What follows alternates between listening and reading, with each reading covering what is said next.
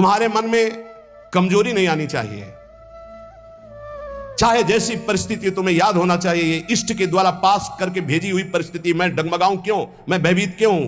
कोई ना कोई बहुत मंगल विधान है, मेरे इष्ट ने भेजा है परिस्थिति, इसलिए मैं मस्ती से रहूंगा, चाहे जितनी बुरी स्थिति क्यों ना आ जाए, हृदय में या बाहर परिस्थिति, स्थिति या परिस्थिति, संतुष्टायेन केनवा। ये बहुत बड़ी बात है, क्योंकि इष्ट ने भेजा है ना, चयन किया इष्ट ने। किस लिए? होगा कोई उनका विधान, मंगल विधान, शांत प्रसन्न मुद्रा, कभी खिन्न नहीं, निकल जाएगी परिस्थिति और स्थिति भी। कभी कभी अंदर में भी स्थिति गड़बड़ होती है, बाहर भी परिस्थिति। इन्हीं के वचन अभी सुनाए थे पीछे। पापियों का ऐश्वर्य बढ़ता है। प्रश्नकर्ता खूब सुन ले ध्यान से। ज्यादातर प्रश्न करते हैं कि धर्म में चलने वाले को बड़े धक्के मिलते हैं, पाप करने वाले बड़े मौज से होते हैं। पापियों का ऐश्वर्य बढ़ता है, स्वीकार करते हैं। क्यों? क्योंकि उनके पुण्यों का नाश किया जा रहा है। तुम धर्म के फल में संदेह मत करना। ये पापियों का जो ऐश्वर्य बढ़ रहा है, इनको जैसे फांसी की सजा देने वाले को अंतिम इच्छा पूरी की जाती है, ऐसे सर्वनाश का खेल इनका शुरू होने वाला है। इसलिए इनके पुण्यों को फटाफट भुगाया जा रहा है, भोग ले। हम तो अपनी भाषा में कहते थे एकांतिक में कि जैसे चार आदमी दो हाथ पकड़ के, दो पैर पकड़ के ले जा रहा है, आप कह रहे धन्य है, ना लिफ्ट से जा रहा है, ना पैदल जा रहा है, चार आदमी की गोद में जा रहा है, 8वीं मंजिल पर ले जाए, धन्य है उसका। धन्य नहीं है, ऊपर जाके पटकने जा रहे हैं नीचे। अब बताओ, ले जाते समय तो तुम देख रहे हो कि ना लिफ्ट में है, ना पैर से चल रहा है, कितना सौभाग्य है। लेकिन परिणाम पता है आपको? ये चार लोग उसको ऊपर 8वीं मंजिल में ले जाकर पटकने जा रहे हैं। अब क्या लगेगा? धन्य नहीं लगेगा, बड़ेगा दुर्भाग्य है, मरेगा जाके। ऐसे ही पापी आदमी जब चारों खाने में हरा भरा नजर आवे ना, बढ़ता नजर आवे, तो आप हाथ जोड़ के शोक मगन होना, अब मरेगा ये जाके। ये चार जो ले जा रहे ना, ये ऊपर से पटकेंगे जाके। चारों तरफ हरा भरा, जिधर देखो उधर माला माल, जय जय जय जय। दिया सलाई लग रही सुकृत में, पुण्य में, क्योंकि पाप कर रहा है, अब भस्म होगा। On Facebook, Ronak's love for coffee got deeper.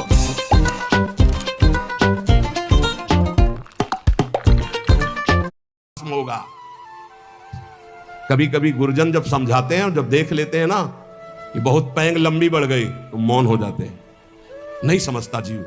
इसीलिए भगवान भी चुप हो जाते कि पहले जल ले। अच्छा, भगवान जानते कि तू मेरा अंश जलेगा, है नहीं, तेरी कपड़ा जलेगा। ये नयनम छिन्दन्ति शस्त्राणि नयनम दहति पावकः न चैनम क्लेदयन्त्यापो न शोषयति मारुता। भगवान का बच्चा आग नहीं जला सकती, शस्त्र नहीं छेद सकता, जल नहीं डुबो सकता, वायु नहीं सुखा सकती। तो अगर डूब रहा है, मर रहा है तो मर, क्योंकि आत्मा को कुछ होना नहीं है और तेरे पाप किया है तो भोग। भगवान ऐसे देख रहे हैं। तुम कहोगे बड़े दयालु हैं, नहीं, इस समय दयालु नहीं। दयालु जान रहे हैं कि मेरे अंश को कोई फर्क नहीं पड़ना, शरीराभिमानी पाप किया है, भोग ले। इसलिए वो अग्नि रूप भी हैं, वो जल रूप भी हैं, वो अपने में ही डुबो रहे हैं। किसको? अपने आप को। तुम्हें क्या फर्क पड़ रहा है? कुछ नहीं। हमारी भाषा समझ लो। कहे भगवान अब कहां गया, क्यों नहीं बचाया इनको, क्यों बचाए? उस समय जब उपदेश कर रहे थे कि ऐसा नहीं करना, तब तूने माना, नहीं माना तो भोग। तो बोले दया क्यों नहीं है? दया इसलिए नहीं कि असली वाले को जलन नहीं होगी और नकली वाला बचेगा नहीं। क्या? ये नकली है, यही जलेगा। असली जो भगवान का अंश है उसमें कोई ताप नहीं लगता। तो इसलिए भगवान शरीर, जैसे ये कपड़ा जल जाए तो अपने को क्या फर्क पड़ेगा, हम तो बच गए। बोले बड़ी कृपा, हम बच गए, कपड़ा जल गया। ऐसे ही कपड़ा जलता है, हम बिल्कुल नहीं जलते, हमें न कोई शस्त्र छेद सकता है, नाग्नि। तो ये जब भगवान का अंश जीव है, भगवान ये जानते इसलिए दया नहीं करते। अब कोई सही ढंग से चले और फिर उसके कपड़े में भी खरोच आने की बात होगी तो भगवान नहीं आने देंगे। और तुम दूसरों के शरीरों को भून भून के चटनी के साथ खाओ तो बिना चटनी के आग तुम्हें भून देगी। हमारी बातें बुरी लगेगी, लेकिन लिख लो, बिल्कुल फायर विकेट तब आएगी जब भून के तैयार हो जाओगे। पहले बूंद नहीं पानी मिलेगा, क्योंकि तुमने चटनी लगा के खाया है। वो अग्निदेव बिना चटनी के तुम्हें खा जाएंगे, क्योंकि वही अग्नि भगवान का स्वरूप है। इसीलिए कहते हैं कि होश में ये मांस खाना, मदिरा पीना, व्यभिचार करना, पापाचरण करना बंद कर दो। प्रभु अभी तक जो हुआ हुआ, अब लो नसानी, अब ना सही हो, नहीं खतरे में हो तुम पक्का। तुम्हें नहीं दिखाई दे रहा है, कोई अविनाशी शरीर नहीं तुम्हारा। इस शरीर के लिए पापाचरण करके कभी सुखी नहीं हो सकते। तो पापियों के ऐश्वर्य को देखकर अधर्म को धारण करने वाले कभी संदेह मत करना। इनको ऐसे सुख दिया जा रहा है जैसे फांसी की सजा देने वाले को अंतिम इच्छा पूर्ति की जा रही है। बुद्धि बदल जाती है, बुरी दशा आने के पहले बुद्धि बदली जाती है। आप ना आवे ताई तहां ले जाए, वहीं ले जाएगी जहां उसका नाश होना है। बहुत सावधानी से, कोई गलती हो जाए, कोई पाप हो जाए तो तत्काल महापुरुषों से मिलो, संतों से, कि हमने ये अपराध कर दिया, उसका प्रायश्चित बता दो या हमें दंड दे दो और आगे से कभी नहीं करूंगा, अब मुझे उपाय बता। वो जो बोले, वृंदावन की परिक्रमा लगा लो, उपवास कर लो, ऐसा कर लो, बस बिना विचारे कर दो, उनके वचन से पाप नष्ट हो जाएंगे। क्रिया मात्र तो केवल एक निमित्त है, उनके वचन की तुम ये कर लो, ये ठीक हो जाएगा, तुम्हारा जीवन नष्ट नहीं हो पाएगा। यदि कोई गलती हो जाए तो उसका प्रायश्चित कर लो। देखो, जो भगवान का भजन करते हैं, कभी भगवान से कुछ मांगते नहीं, उनकी पूरी जिम्मेवारी भगवान स्वयं ले लेते हैं। अगर तुम मांगना ही है तो भगवान से भजन मांगो, भजन कि मेरा निरंतर भजन बनता रहे। तुम अल्पज्ञ हो, भजन के सिवा और जो भी मांगोगे वो धोखा हो जाएगा, कोई लाभ नहीं है।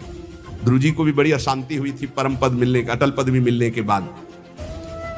यदि तुम भजन करने वाले हो तो तुम्हारी निंदा होगी पक्का। भीतर ही भीतर जब निंदा हो तो प्रसन्न होना, उससे कभी शत्रुता मत करना, क्योंकि वो निंदा करने वाला कृपा करके भगवत प्राप्ति में जो बाधक पाप है उसको वो ले रहा है। बड़ी कृपा है। निंदा करना दूसरों के पापों को लेना है, अपने को तो करना नहीं है। दूसरा कोई अपनी निंदा करे तो बहुत प्रसन्न होना है। कितना महान है कि जो हमें भगवत प्राप्ति में बाधक बाहु थे उनका वो अपहरण कर रहा है। बिना प्रयास के, बिना प्रयत्न के, बिना भोगे तुम्हारे प्रारब्ध का नाश करने की सामर्थ्य निंदा में है, जो तुम्हारी दूसरे निंदा करते हैं। बड़े कृपालु हैं। इसलिए निंदक को परम सहायक मित्र मानना चाहिए। निंदक नेरे राखे आंगन कुटी छवाए, समीपे रहे जिससे कोई चूक ना होने पाए, हर गलती वो हमारी देखे। और भगवान बड़े कृपालु हैं। निंदक को सूक्ष्मदर्शी लगाने की जरूरत नहीं होती, सीसी कैमरा लगाने की जरूरत नहीं होती, उनके कान और नेत्र वहीं लगे रहते हैं और वो एक एक बात पकड़ करके साधु की और उसको निर्मल करते रहते हैं। इसलिए धन्य है, प्रणाम है, स्वस्थ रहे निंदक, अंतिम में उनको भगवत प्राप्ति हो, क्योंकि हमें भगवत प्राप्ति में बड़ा सहयोग किए। निंदा करने वाले महान मित्र हैं जो हमारे प्रारब्ध को बिना भोगे वो काट देते हैं। दूसरों की निंदा करने से जो हमारे पाप नष्ट होते हैं, अपनी प्रशंसा करने से अपने पुण्य और तप नष्ट हो जाते हैं। अपने मुख से कभी अपनी प्रशंसा न करे, दूसरे जो हमारी निंदा करते हैं उसे चैन से, आनंद से सुन ले, ये हमारे ऊपर भगवान की बड़ी कृपा है, बड़ा पावन से सुन ले, ये हमारे ऊपर भगवान की बड़ी कृपा है, बड़ा पावन किया जा रहा है। जब तक तुम्हें आत्मानंद का अनुभव न मिले, भगवदानंद का अनुभव न मिले, तब तक विषयानंद से दूर रहना, विषयानंद के भोगी पुरुषों से दूर रहना। भगवदानंद का अनुभव करने वाला चक्रवर्ती सम्राट को भी एक तिनके के बराबर समझता है। सुरपति नरपति लोकपति जिनके भावे घास। भगवदानंद का अनुभव करने वाला दूर रहना, विषयानंद के भोगी पुरुषों से दूर रहना। भगवदानंद का अनुभव करने वाला चक्रवर्ती सम्राट को भी एक तिनके के बराबर समझता है। सुरपति नरपति लोकपति जिनके भावे घास। भगवदानंद का अनुभव करने वाला चक्रवर्ती सम्राट को वही तिनके के समान समझता है। अंदर से देख लो, प्रभु के प्रति भाव है या धन के प्रति या पद के प्रति, तो वैसे ही हो जाएगा। भगवदानंद जिसको अनुभव हुआ, सुरपति नरपति लोकपति जिनके भाव है घास, ये बात अंदर से समझो।